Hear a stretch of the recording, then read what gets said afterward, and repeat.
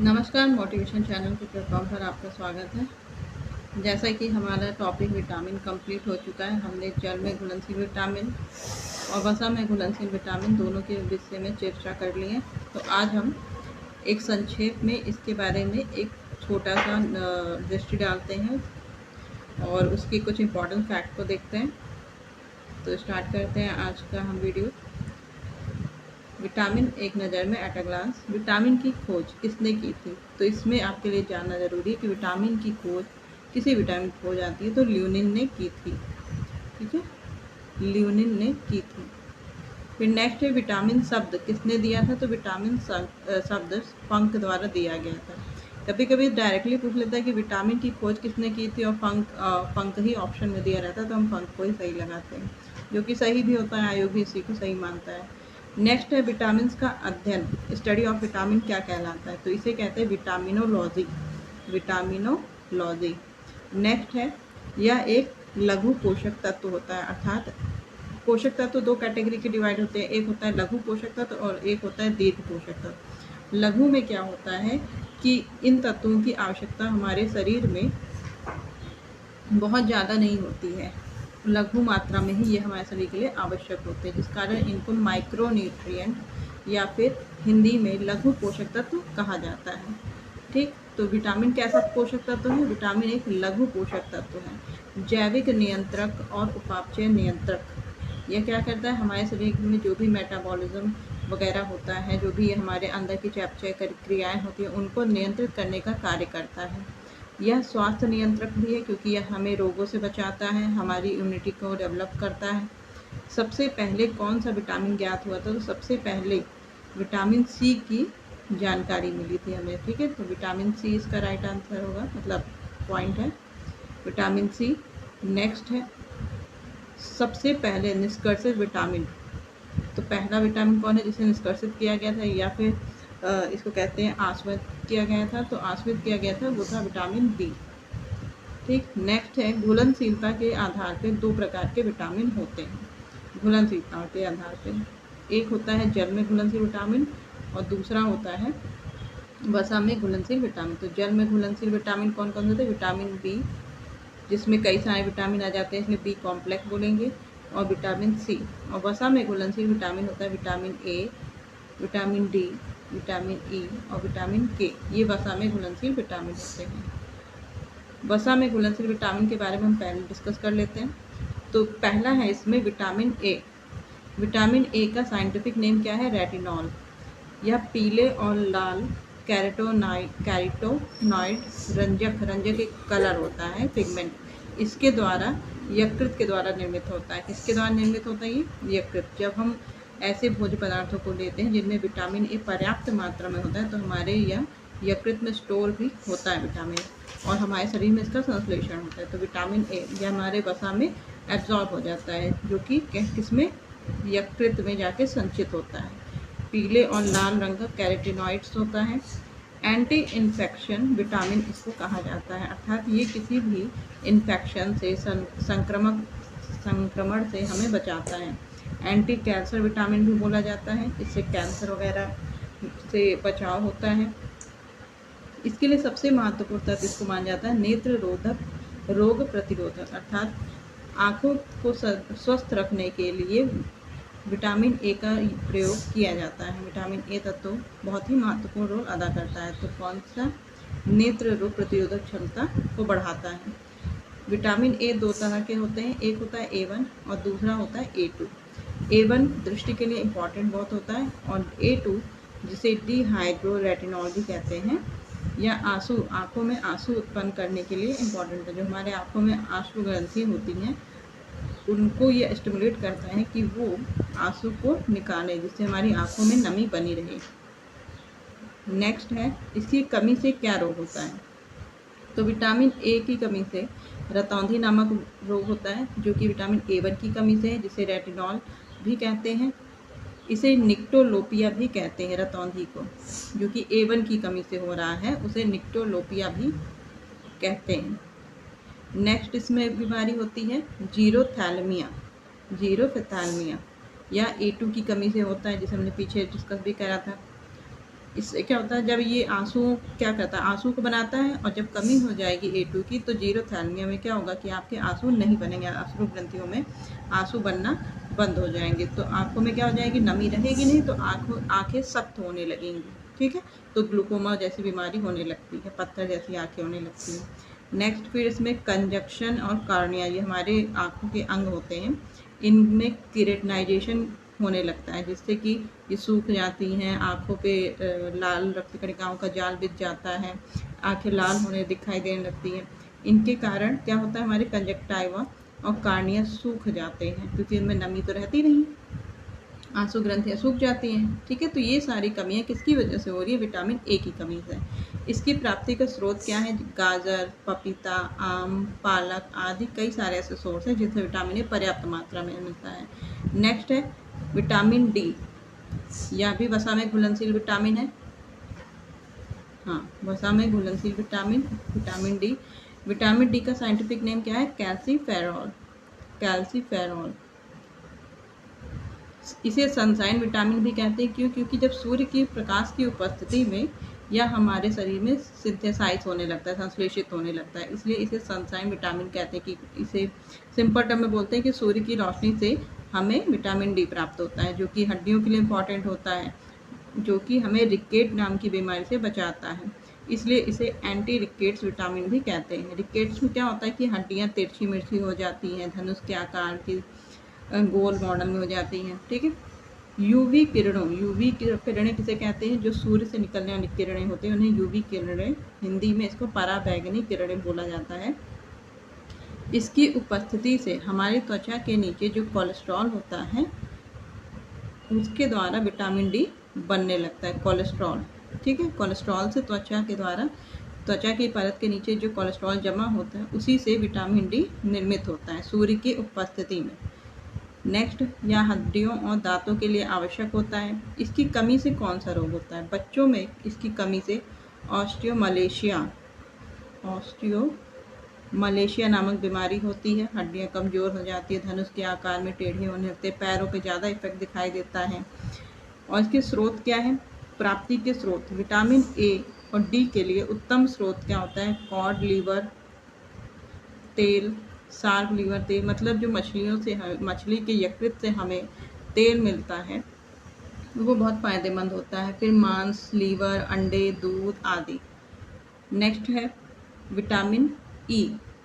Vitamin E का scientific name है tocopherol, इसे साइंटिफिक लैंग्वेज में टोकोफेरॉल कहा जाता है। यह एक एंटी स्टेरिलिटी विटामिन भी कहा जाता है, क्यों, क्योंकि अगर इसकी शरीर में कमी हो जाती है तो मनुष्य में बंध्यता रोग हो जाता है, अर्थात उसमें बांझपन आ जाता है, इसलिए इसे एंटी स्टेरिलिटी विटामिन कहा जाता है। और ब्यूटी विटामिन भी कहा जाता है, क्योंकि जब हम अंकुरित गेहूँ या अनाज खाते हैं तो उससे क्या होता है, वो आपकी ब्यूटी को बढ़ाता है, और ब्यूटी उससे क्या मिलता है, हमें विटामिन ई मिलता है, जो कि आपके बाल के लिए, आपके त्वचा के लिए इम्पॉर्टेंट होता है। तो विटामिन ई को इसलिए ब्यूटी विटामिन भी बोला जाता है। इससे त्वचा से दाग और झुर्रियाँ हट जाती हैं, त्वचा में ग्लो आता है, दाग धब्बे नहीं रहते। ठीक है, इससे कौन सा रोग होता है, तो इससे बांझपन आता है अगर इसकी कमी से।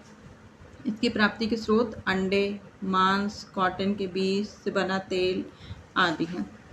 नेक्स्ट है विटामिन के। विटामिन के का साइंटिफिक नेम है नेप्थोक्विनोन, नेप्थोक्विनोन। इसे एंटी हीमोरेजिक विटामिन भी कहते हैं। हीमोरेजिक का मतलब होता है जब शरीर में खून का जमाव होने लगता है, बहने लगता है, खून जमा नहीं होता है, मतलब क्लॉटिंग बनने लगती है।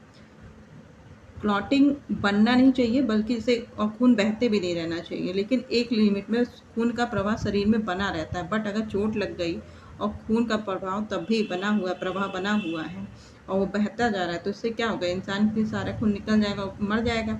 इसलिए चोट लगने पे खून का थक्का बने, क्लॉटिंग हो, इसके लिए विटामिन के का होना बहुत ज़रूरी होता है। विटामिन के की उपस्थिति में प्रोथ्रोम्बिन का निर्माण होता है, और यह प्रोथ्रोम्बिन क्या करता है, रक्त को थक्का बनाने में आवश्यक होता है। तो प्रोथ्रोम्बिन से थ्रोम्बिन बनता है, जिससे कि शरीर में आपका थक्का बनता है। ठीक है, इसलिए इसे एंटी हेमरेजिक विटामिन भी कहते हैं।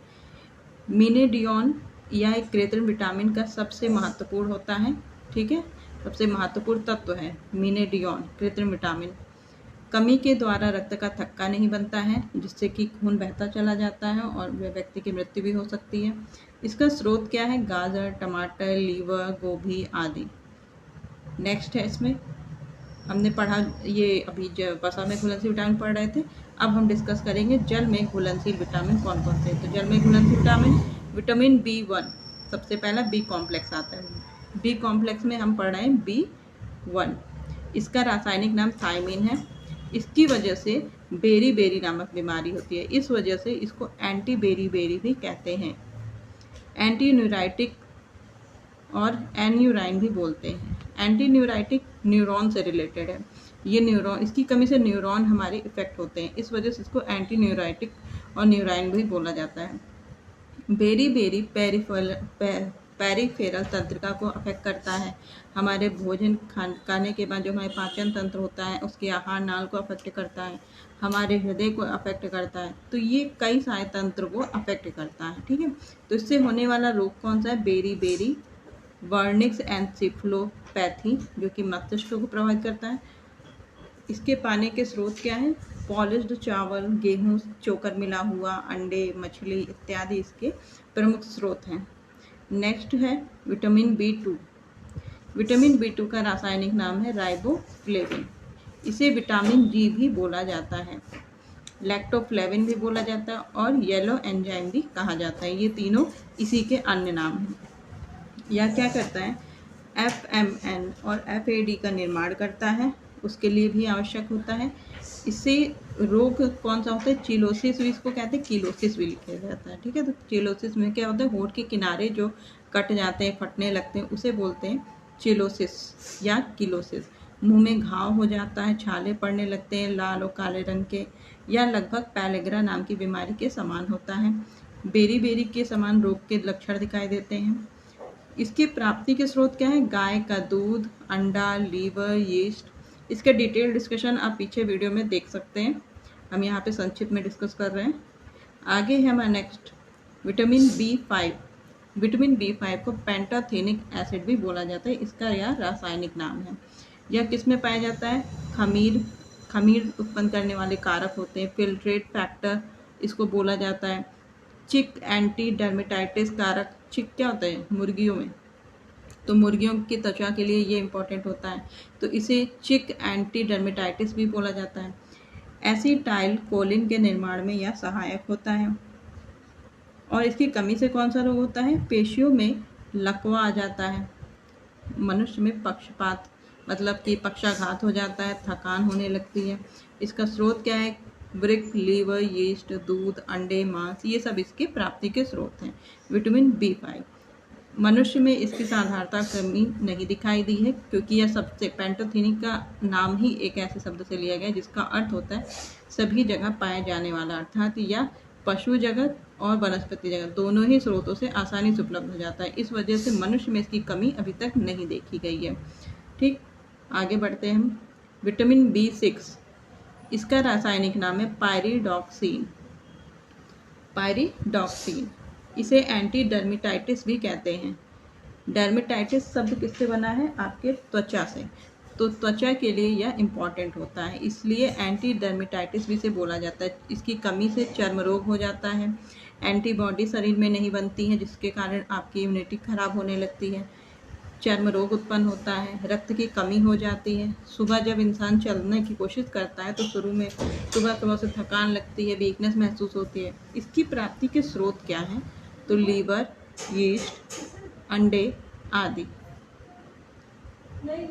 क्वेश्चन अब आगे बढ़ते हैं विटामिन B12 पे।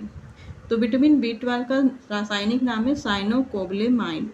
इसके नाम में ये कोबेल शब्द दिखाई दिया है, इसका अर्थ है कि इसमें कोबाल्ट नामक तत्व भी पाया जाता है, जिस कारण यह तत्व पाचन करने में थोड़ा सा जटिल होता है। अदर पोषक तत्वों की तुलना में इसका पाचन शरीर में देर से होता है, लगभग 3-4 घंटे लग जाते हैं, बिकॉज ऑफ कोबाल्ट, क्योंकि इस तत्व में कोबाल्ट की उपस्थिति होती है। यह एनीमिया नाशक कारक भी कहा जाता है, क्योंकि इसकी वजह से एनीमिया हो जाती है, आरबीसी का निर्माण नहीं हो पाता है, हीमोग्लोबिन भी फिर कम होने लगता है, डीएनए का निर्माण में यह सहायक होता है। आरबीसी के निर्माण में सहायक होता है क्योंकि इसकी कमी से एनीमिया हो रहा है। इसकी प्राप्ति के स्रोत अंडे, दूध, यीस्ट, मांस, लीवर आदि तत्वों से यह आसानी से उपलब्ध होता है। नेक्स्ट है फॉलिक एसिड। फॉलिक एसिड इसमें इसे फॉलिसिन अम्ल या इसे विटामिन एम भी बोला जाता है, विटामिन एम भी कहा जाता है। यह आरबीसी का निर्माण करता है, यह भी आरबीसी के निर्माण के लिए आवश्यक है। डीएनए का निर्माण करता है। डीएनए क्या होता है? ये भी प्रोटीन से बना होता है ना, तो ये प्रोटीन के एक प्रकार की प्रोटीन का निर्माण करने में सहायक होता है। इसकी कमी से एनीमिया हो जाता है। एनीमिया अर्थात रक्त की कमी हो जाती है शरीर में, हीमोग्लोबिन डाउन हो जाता है, आरबीसी का निर्माण नहीं हो पाता है। इसकी भी प्राप्ति के स्रोत क्या है? ये सोयाबीन, दूध, अंडे, यीस्ट, लीवर आदि तत्व। और आज का हमारा लास्ट है जल में घुलनशील विटामिन का विटामिन सी, जिसका रासायनिक नाम क्या है? Ascorbic acid. एंड इसे एंटी स्कर्वी भी कहा जाता है क्योंकि इसकी कमी से स्कर्वी नामक बीमारी हो जाती है।